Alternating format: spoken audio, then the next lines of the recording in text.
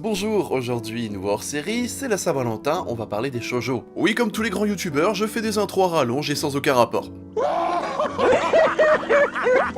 Ole Monogatari, ou Mon Histoire, est un animé en 24 épisodes de type shoujo, adapté du manga du même nom, paru de décembre 2011 à juillet 2016 dans le Besatsu Margaret ou Betsuma, un magazine de prépublication spécialisé dans le type shoujo, chez qui on trouvera aussi des classiques du genre comme Lovely Complex, mais aussi le très bon Orange, ou encore... Oh Lucie, l'embrasse-moi.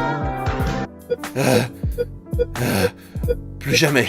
À l'animation, on retrouve les studios Madhouse dont on avait rapidement parlé, qui ont travaillé sur Borf, 3 fois rien, la première saison de One Punch Man, Parasite, Death Note, le remake d'Hunter x Hunter, les animés Marvel. Ouais, faudra qu'on en reparle. Ah ça. Ah ouais. Quelle histoire ça aussi. Sinon, des films comme le Metropolis de 2001, Motherfucking Paprika, Summer Wars, Vampire Hunter D...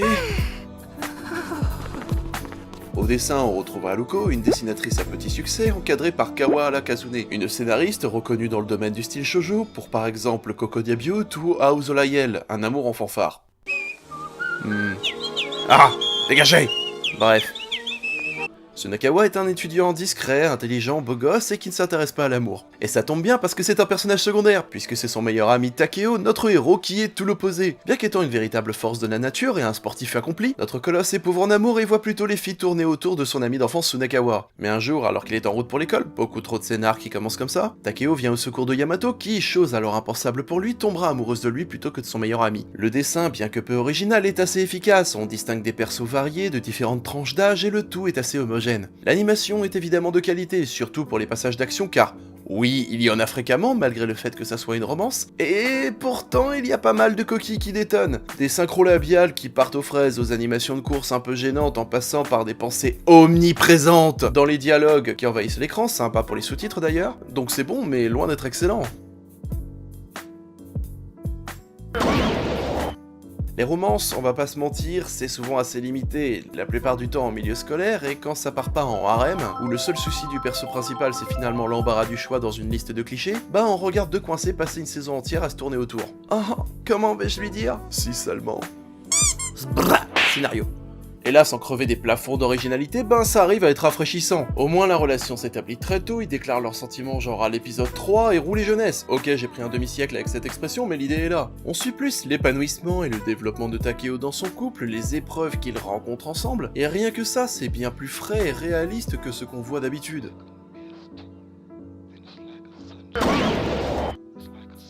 Juste dire que les musiques font le travail suffirait, mais sans plus. Même l'opening, bien que sympathique, reste oubliable. Au moins, tout est bien accordé à chaque situation et le sound design, lui, est efficace. D'autant plus, et encore une fois, lors des scènes d'action avec Takeo. Et même si quelques thèmes se démarquent, l'ensemble s'avère potable sans être insipide, mais pas loin.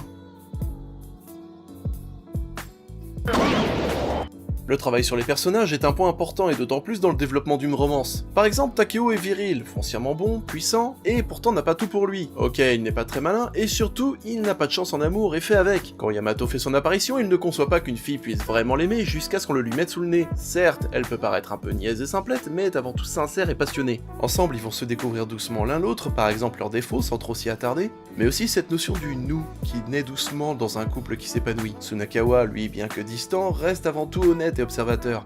Souvent second plan, il servira de confident et de conseiller à Takeo, rappelant non seulement le soin tout particulier sur les personnages secondaires de la série, mais aussi la nécessité d'une vie hors du couple afin de mieux alimenter ce dernier. En résumé, les personnages sont excellents et l'idée est parfaitement exploitée.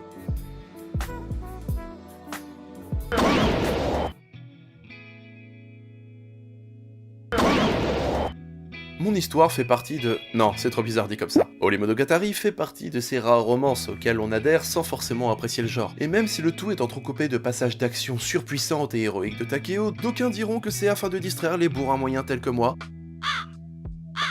Certes, mais quand je me perds dans les yeux de Yamato ou le fond de mon whisky, je ne sais pas si c'est l'alcool, la quantité faramineuse de pâtisserie, ou la guimauve ambiante qui me fait voir des étoiles, mais je déconseille la série aux célibataires en bad et aux diabétiques. Blague à part, un peu comme dans mon épisode sur DMC, je vous mets le lien du zoom ici, les personnages partent tous d'un cliché à la base pour y échapper au fur et à mesure qu'on les connaît et qu'ils se connaissent en même temps. Et c'est ça qui rend mon histoire à la fois aussi tendre et authentique. Non, c'est toujours aussi bizarre.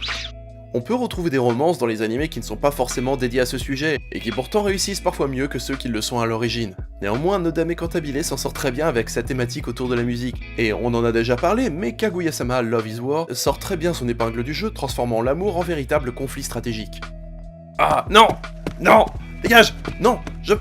Oh! Rosebud!